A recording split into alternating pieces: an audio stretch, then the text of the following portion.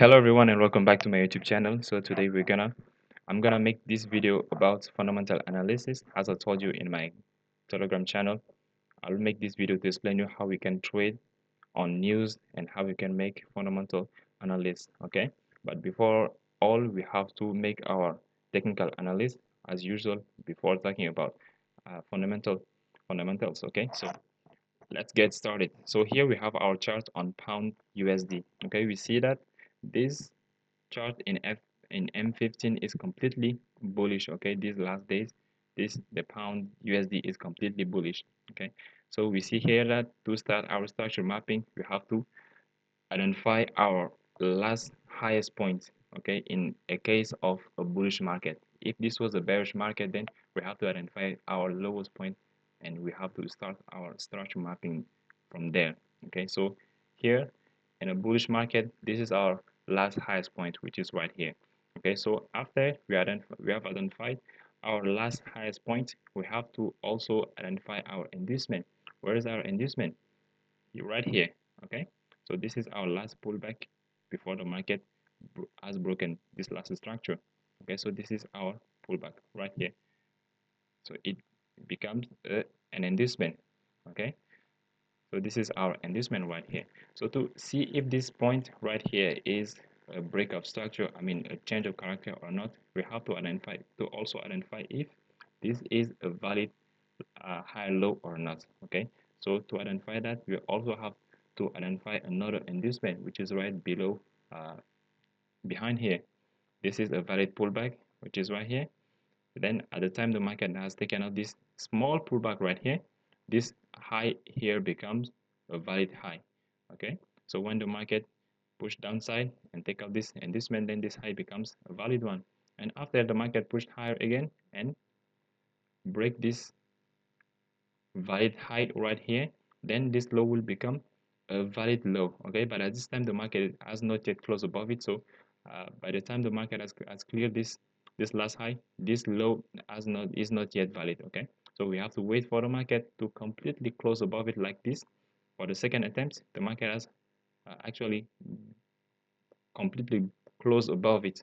Okay, so this last low here becomes a valid low right here. Okay, so if the market pushed high and then drop, break and close below it, and then this will become a change of character. Okay, this one is not part of the structure. Okay, the structure is like this: the market push high and then push downside again. Sorry,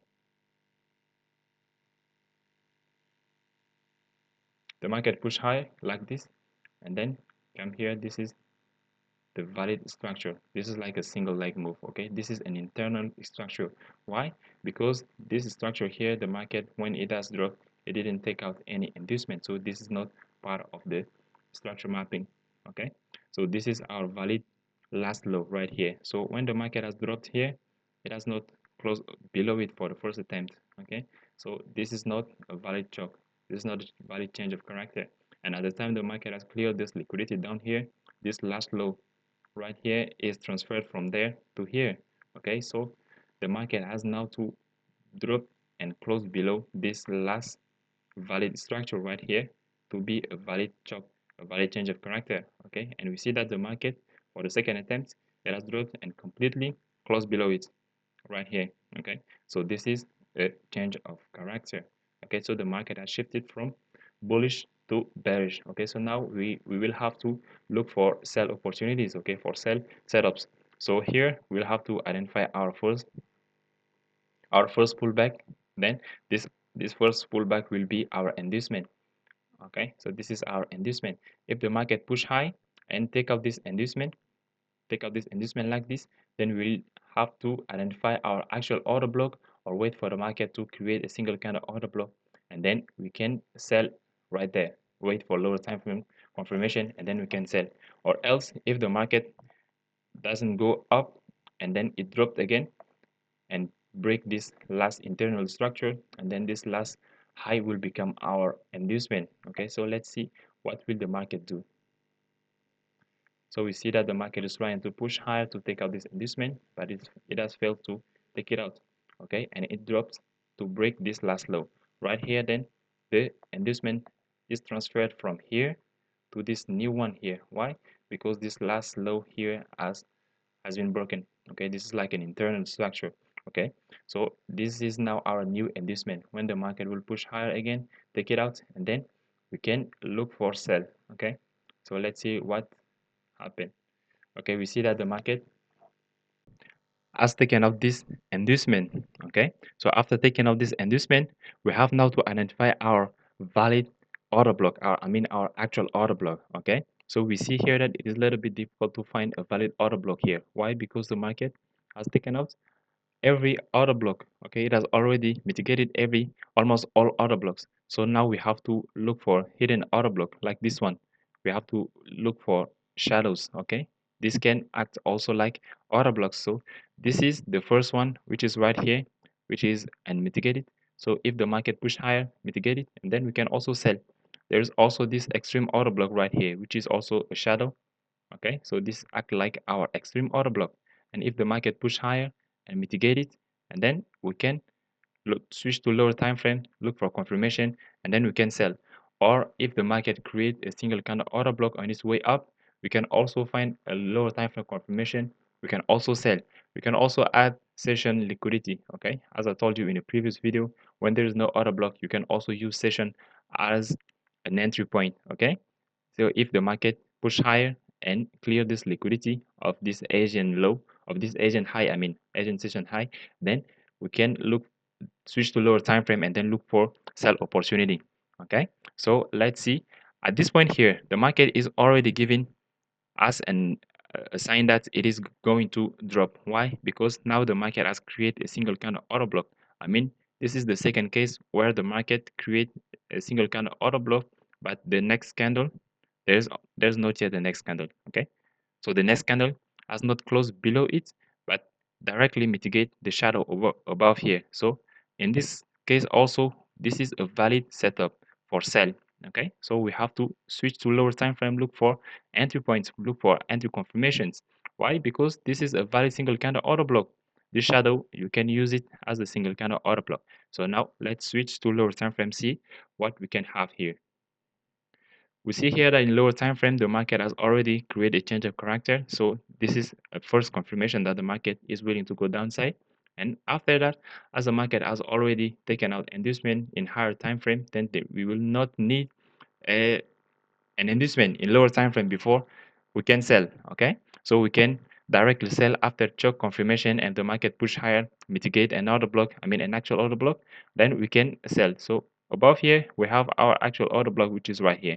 Okay, but we see that it is already mitigated. Okay, so we have to switch it to this small order block below here. Okay, so this would have been a valid entry right here, but don't put the stop loss inside this structure. You can also put it outside this last high here, called following the higher time frame structure. Okay, so this is our valid first entry. Okay, and the target will be our M15 last low. Okay, like this. Then let's wait and see what will the market do. And then the market has broken this structure right here. Okay, at this point many people will put their break evens, but this is a little bit risky. Why? Because after the market mitigates our first order block here and triggered our entry, most of the time the market push higher again to mitigate this order block created when the market has triggered our entry. Okay, so most of the time we will get quick outs before the market will drop. Okay, so I recommend you to put your break even after the second break of structure. Okay, so if the market can push downside and break this structure again, then we can switch our position to break even. Okay, so let's wait and see what will happen. And one more thing here, we will need a valid inducement. Why? Because the market has broken an actual structure in lower time frame. Okay, for the first time, it is because the market has already cleared inducement in higher time frame, so we didn't need inducement before we sell. Okay, but in this case here, the second case, after the market break this structure in lower time frame, then we will need valid inducement before we sell. In this case here, if the market didn't clear any liquidity, any inducement right here, then we cannot sell. Okay, So we will wait for the market to create a new structure, a new inducement, and take it out before we can sell. Okay, so now the market has shifted. It has broken right here. In lower time frame, we don't need to wait for the market to completely close below the structure. Even the shadow also is valid. Okay, so now we have here, this is our valid inducement right here. So if the market push higher again and take it out, and then we can add more trades right here. Okay, so let's wait and see what will happen. The market is keep dropping, and then our inducement is transferred from the above to this new pullback right here. Okay, so we will have to wait for it to take it out. Okay, but the market is not willing to take it out. Right here we see that the market has taken out our inducement, which is right here, but this sorry but this order block here is not valid. Why? Because it doesn't have a valid imbalance right here. Okay, so we will have to wait for the market to mitigate this last order block above here, right here. And by this time, our first trade right here should already be in break even. Why? Because market has already broken the structure for the second time. Okay, so this trade is already in break even. So if the market push higher, then we will go out with break even. Okay, so let's wait and see what will happen. The market is not creating any interesting structure. Okay, now the market has created a single kind of order block. Okay, so then this is a valid entry point right here. So we will wait for the market to come back, mitigate it, and then we can take an additional sell right here, and the target will be the same as our M15 last structure. Okay, so let's wait. The position is triggered and the market is going upside, and then finally the market has taken out our first position in break even, and this last position has hit stop loss.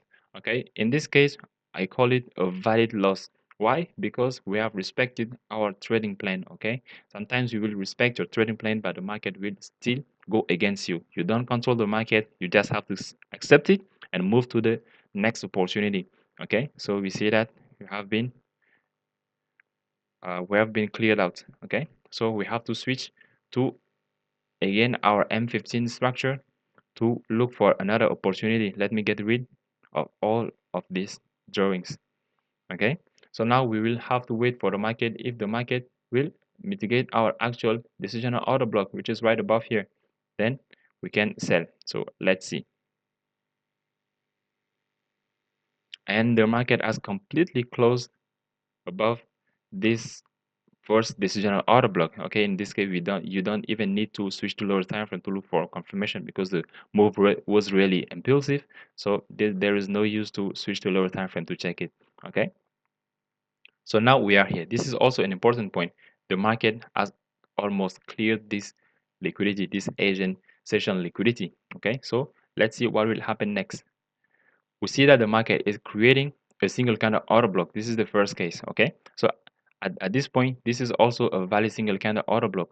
Why? Because the market has cleared this previous candle high liquidity, and then it has closed below it. Okay, but let's wait for the next candle to see if the market will completely close below or not. Okay, the market has mitigated our shadow before closing below. Okay, so at this point we have to switch to lower time frame and see how we could have taken this trade. Okay, let me get rid of this rectangle. Okay, so right here, by the time the market has closed, let me switch to M15 time frame and then come back a little bit. Okay, at this time we could have switched to lower time frame to look for entry confirmation. Okay, because this is a valid single kind of order block. Okay, so let me switch now to the lower time frame, M1. Okay, so at this point, this is our change of character, the first sign that the market is willing to go downside after clearing Asian session liquidity. Okay, so also let me get rid of this so that our chart is clean. Okay, so in this case we will also not need inducement. Why? Because the market has already cleared Asian session liquidity in higher time frame, so we don't need inducement before we sell. So this is our actual order block in lower time frame. So if the market push higher like this and mitigate it, and then we can sell. or if it creates a single kind of order block and drop, then you can also sell. Okay, so let's wait for the market to see what it will do. Okay, we see that the market has completely mitigated our actual order block in lower time frame, I mean. Okay, so at this point we can put our first trade right here and the stop loss just above right here. Okay, and the target will be the same as previously, I mean the last low in higher time frame structure. Okay, and then let's wait and see what will the market do. Okay, the market is pushing downside. Okay, so here the market has broken structure in lower time frame right here. So it is the same thing as previously. Don't put your break even at this point. Why? Because there is still a valid, let me there is still a valid entry point above here. After breaking this structure, the market will push higher, take an inducement, and then mitigate this valid order block, which is right here. This is our valid order block and mitigated one. Okay, so if you put your break even, this is a sell. So the spread or something in the market will take out your break even before dropping. Okay, so put always your break even after the second break of structure. So let's see if the market will create a second break of structure. Okay, okay, we see that here the market has created an inducement. As I told you, the first time we didn't need inducement because the market has already taken liquidity in higher time frame. But here we need an inducement before we can sell on lower time frame order block. Okay, so the market has created this lower time frame inducement right here. Okay, but this right here is not a valid order block. Why? Because it doesn't have a proper imbalance. But this one above here is more high probability because it has a proper imbalance right here. Okay, so let's wait for the market if it will go up to mitigate it. Okay, it has mitigated, so we can add a second trade right here on this setup and our stop loss just above, like the previous one. Okay, and there we go. We can keep waiting for the market. Okay, so now we see here. So now this is our second breakup structure, and at this point you can now put your break even. Okay, on both of your positions, you can put your break even right below your second trade right here. Why just below here? Because there is a valid order block right here. Okay, so if the market push high, and then it will mitigate this order block and then drop again. So if you put your break even too close to this order block, the market will maybe hit it before dropping. Okay, so let's see what will happen next. The market is trying to push higher, and then finally the market is making a really impulsive move to the downside. Okay, okay, there is not a valid structure here.